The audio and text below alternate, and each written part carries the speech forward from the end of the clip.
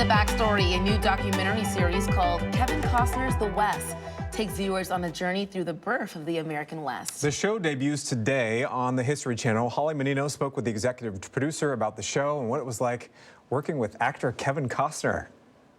Joining me now is executive producer Doris Kearns Goodwin. Doris, thank you so much for joining me.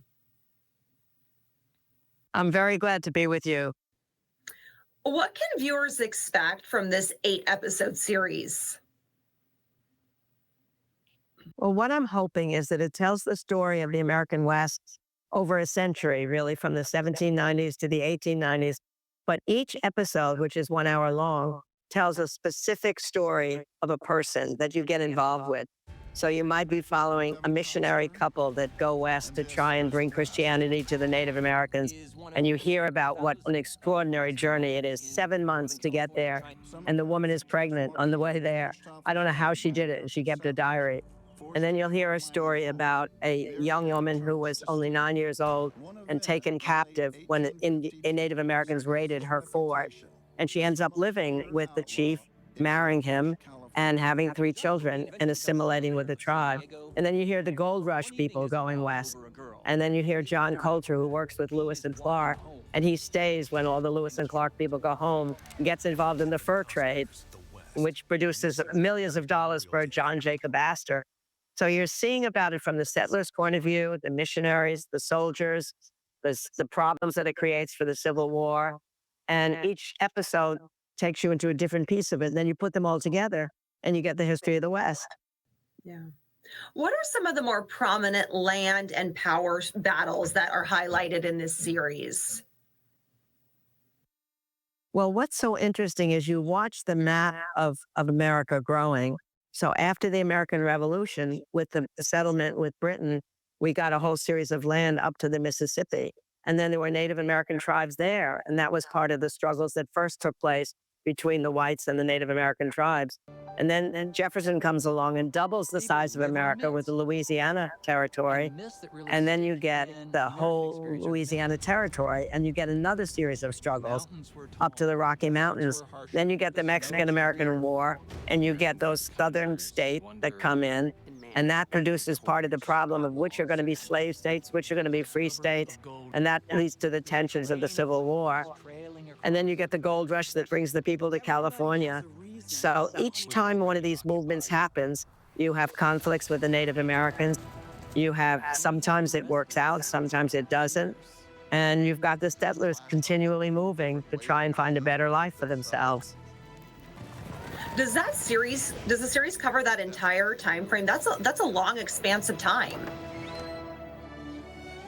Well, that's the reason we've done it. That's a really good question. You're right.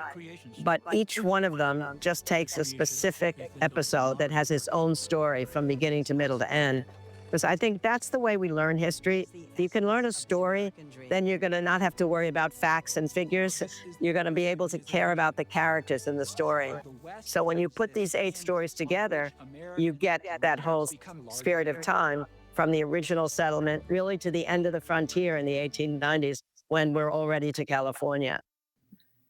In our discussion between the two of us just right now, you've mentioned several notable historical figures. Is there anyone else viewers are going to get introduced to, or is this story going to be told from any other perspectives that are worth mentioning?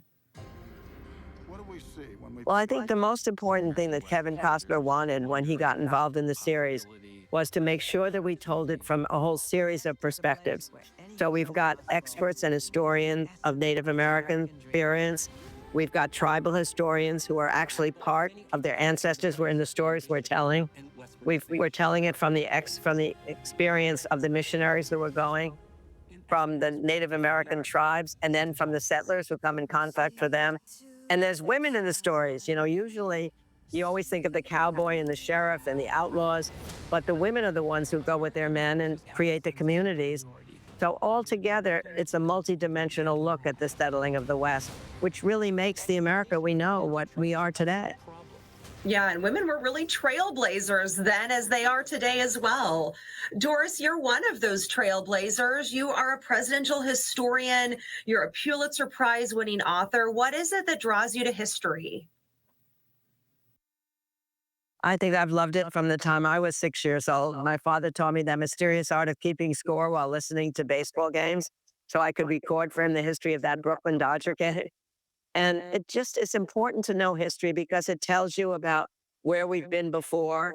We've been through struggles before, even now in our troubled time in America, to look back at the Great Depression or the Civil War or the early days of World War II and know that somehow we came through those with greater strength. It gives you solace, it gives you hope. And I think to look back at the West and realize what a part of our creating America it was, it's much more than the cowboy and the outlaw. It's the story of people going from one coast to the other to find a better land and coming into conflict as a way of doing so. And we can learn from that experience. Could it have been different? Could it have been better? That's what I keep asking myself. Oh my God, that's what you always wish. Why is this a project you chose to take on besides just your love for history? Well, I think the chance to work with someone like Kevin Costner, who I knew understood the West in a far deeper way than I did when I started, and I knew that I could learn from him. He became a teacher for me. And I've just enjoyed working with the History Channel so much. Those presidential docudramas that I worked on taught me more about George Washington than I knew, even Lincoln and FDR and Teddy Roosevelt. But this time I really felt I was learning the history from the ground up, not from the presidents down, which I knew, but from what it was like for the people as they traversed this continent and finally made it all the way across to California. Doris, thank you so much for talking with me. You can watch Kevin Costner's The West on the History Channel.